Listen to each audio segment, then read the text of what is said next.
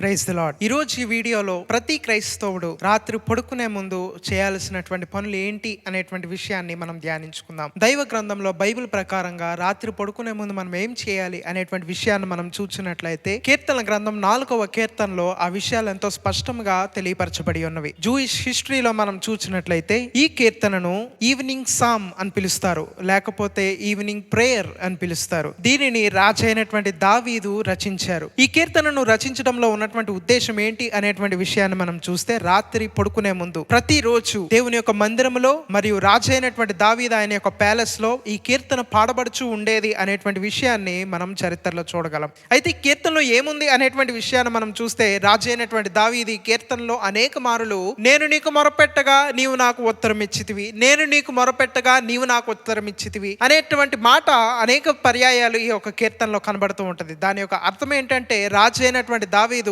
ప్రార్థన అనేటువంటి మాటను ఈ కీర్తనలో అనేక సార్లు స్ట్రెస్ చేస్తూ ఉన్నారు. అంటే మనము రాత్రి పడుకునే ముందు చేయాల్సినటువంటి మొట్టమొదటి పని ఏంటంటే, ప్రార్థన చేసుకుని మనం పడుకోవలసినటువంటి వారమై ఉన్నాం. ప్రార్థనతో డేని మనము ఎండ్ చేయవలసినటువంటి వారమై ఉన్నాం. అయితే ఆ ప్రార్థనలో ఏమి చేయాలి అనేటువంటి విషయాన్ని మనం చూసినట్లయితే, మొట్టమొదటిగా 4వ సంకీర్తన 2వ వచనాన్ని మనం చూస్తే, నరులారా ఎంతకాలము నా గౌరవమును అవమానముగా మార్చుదురు, ఎంతకాలము వ్యర్థమైన దానిని ప్రేమించుదురు, ఎంతకాలము అబద్ధమైన వాటిని వెతికెదరు అనేటువంటి మాటలను మనం చూస్తాం. దాని యొక్క అర్థం ఏంటంటే, మొట్టమొదటిగా మనము రాత్రి పడుకునే ముందు ప్రార్థన చేసినప్పుడు మన యొక్క ఆత్మీయ జీవితాన్ని స్వపరీక్ష చేసుకోవాలి. ఆ రోజంతటిలో దేవుని యొక్క గౌరవాన్ని అవమానముగా మార్చే పనులు ఏమన్నా చేశామా, ఆ రోజు మొత్తంలో వ్యర్థమైన పనులు ఏమన్నా చేశామా, వ్యర్థమైన వాటిని వెతికామా, అబద్ధమైన వాటిని వెతికామా, మన యొక్క ఆత్మీయ జీవితాన్ని, మన యొక్క హృదయాన్ని, మన యొక్క మనస్సాక్షిని, మన జీవితాన్ని స్వపరీక్ష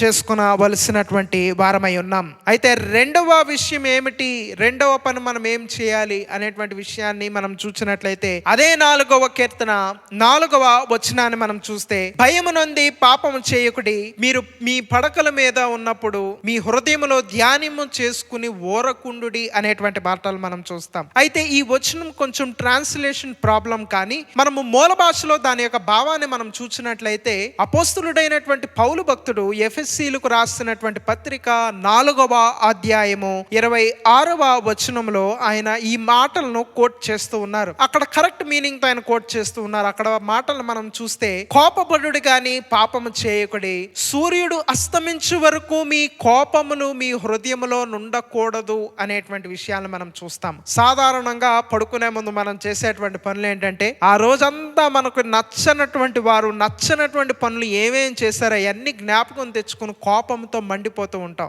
వాటిని మనం గుర్తు చేసుకుంటూ ఉంటాం. అదే వారు కుటుంబ సభ్యులు అనుకోండి, వారితో గొడవ పెట్టుకుంటూ ఉంటాం, లేకపోతే మన ఇంటి ప్రక్క వారితో గొడవ పెట్టుకుంటాం, మన యొక్క లైఫ్ పార్ట్నర్స్ తో మనం గొడవ పెట్టుకుంటూ ఉంటాం, తల్లిదండ్రులతో గొడవ పెట్టుకుంటాం, బిడ్డలతో గొడవలు పెట్టుకుంటాం. కానీ దేవుని బిడ్డలమైనటువంటి మనం, క్రైస్తవులమైనటువంటి మనం పడుకునే ముందు గొడవలు పెట్టుకోకూడదు, కోపంతో పడుకోకూడదు, అసమాధానంతో పడుకోకూడదు, బిటర్నెస్ తో పడుకోకూడదు అని బైబిల్ మనకి సెలవిస్తా ఉంది. కనుక మనం చేయాల్సినటువంటి రెండవ పని ఏంటంటే, ఎవరి మీదైనా మనకి కోపం ఉందా, ఎవరి మీదైనా అసమాధానం ఉందా, ఎవరి మీదైనా కక్ష ఉందా, ఎవరి మీదైనా క్రోధం ఉందా, వారిని మన యొక్క హృదయంలో క్షమించాలి. అదే ఆ వ్యక్తులు మన కుటుంబ సభ్యులైతే, మనం పడుకునే ముందు జరిగేటువంటి ఫ్యామిలీ ప్రేయర్ లో కూర్చుని వారితో మనం సమాధానపడి ఆ ఇష్యూని సాల్వ్ చేసుకుని మనం పడుకోవలసినటువంటి వారమై ఉన్నాం. సమాధానముతో మనం మన యొక్క డేని ఎండ్ చేయవలసినటువంటి వారమై ఉన్నాం. మనం ప్రార్థన చేసినప్పుడు ఇంకొక విషయం ఏం చేయాలి అనేటువంటి విషయాన్ని మనం చూసినట్లయితే, దాని కింద వచనాల్లో వ్రాయబడి ఉంటది, యెహోవా నీ సన్నిధి కాంతి మా మీద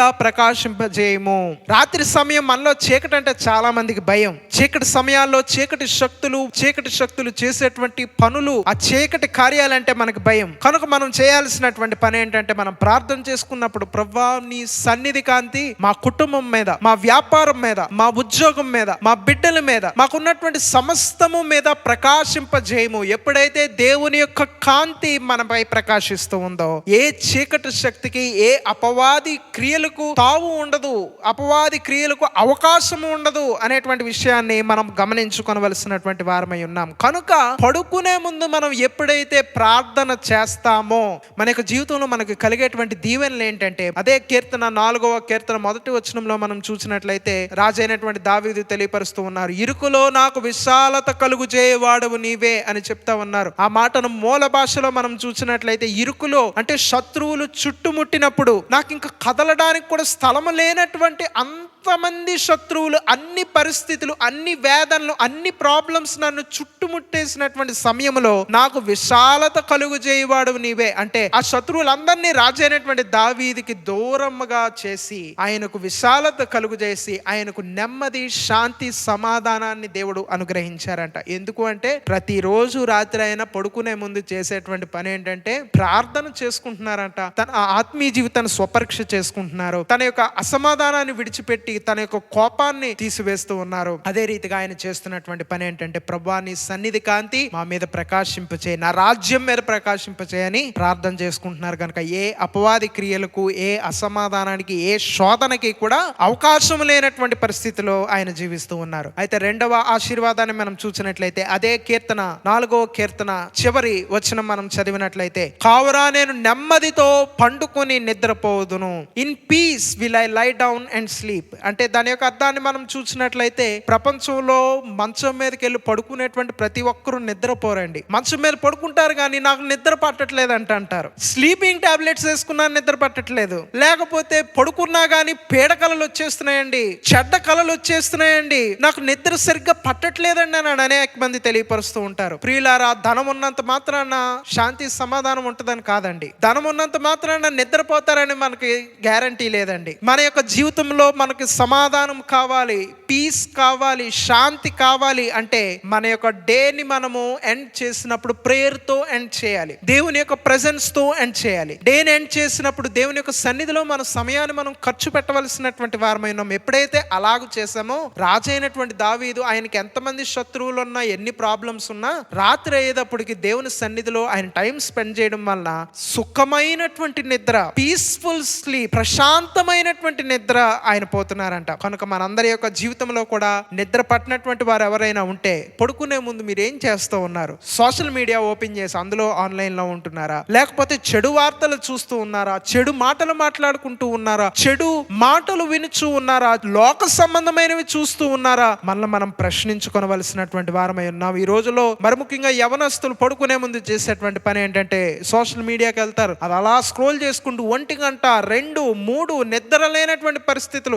ఆ తర్వాత నిద్ర పట్టదు, ఒకవేళ నిద్ర పట్టిన సరైనటువంటి నిద్ర పట్టదు, వారి యొక్క హెల్త్ స్పాయిల్ చేసుకుంటూ ఉంటారు. ప్రియులారా, దేవుని బిడ్డలమైనటువంటి మనం, క్రైస్తవులమైనటువంటి మనం పడుకునేటప్పుడు మన యొక్క డేని ఎండ్ చేసేటప్పుడు లోక సంబంధమైనటువంటి పనులతో కాకుండా దేవుని యొక్క ప్రార్థనతో, దేవుని యొక్క సన్నిధితో మన యొక్క డేని మనము ఎండ్ చేయాలి అంట. ఎప్పుడైతే అలాగూ ఎండ్ చేసామో మనకి దేవుడు రెస్ట్ను అనుగ్రహిస్తారు, మన ఆత్మకి రెస్ట్ను అనుగ్రహిస్తారు, మన యొక్క బాడీకి రెస్ట్ అనుగ్రహిస్తారు. మనం తిరిగి మార్నింగ్ మనం మేలుకున్నప్పుడు ఆ యొక్క రోజంతా కూడా దేవుని యొక్క బ్లెస్సింగ్ తో మనం ఉంటాం, దేవుని యొక్క శక్తితో ఉంటాం, నూతన బలము, నూతన ఎనర్జీతో ఉంటాం. ఆ యొక్క దినం అంతట్లో మనం చేసినటువంటి ప్రతి పని కూడా సక్సెస్ అవుతుంది అనేటువంటి విషయాన్ని మనం గమనించాలి. కనుక ఈ 4వ సంకీర్తన ఈవినింగ్ ప్రేయర్. అయితే దీని తర్వాత వచ్చేటువంటి సంకీర్తన 5వ కీర్తన మార్నింగ్ ప్రేయర్. మార్నింగ్ ఏం ప్రార్థన చేయాలి? లేవగానే రాజైనటువంటి దావీదు యొక్క జీవితంలో ఉదయం లేచినప్పుడు ప్రార్థనతో డేని ప్రారంభిస్తున్నారు, రాత్రి పడుకున్నప్పుడు ప్రార్థనతో డేని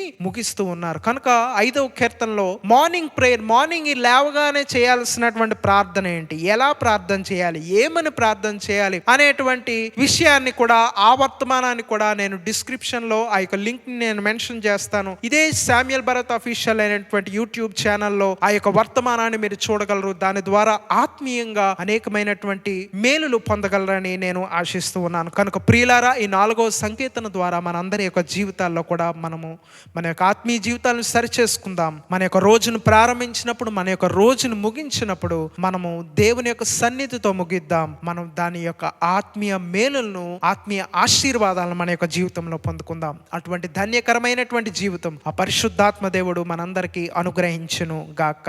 ఆమేన్. God bless you all.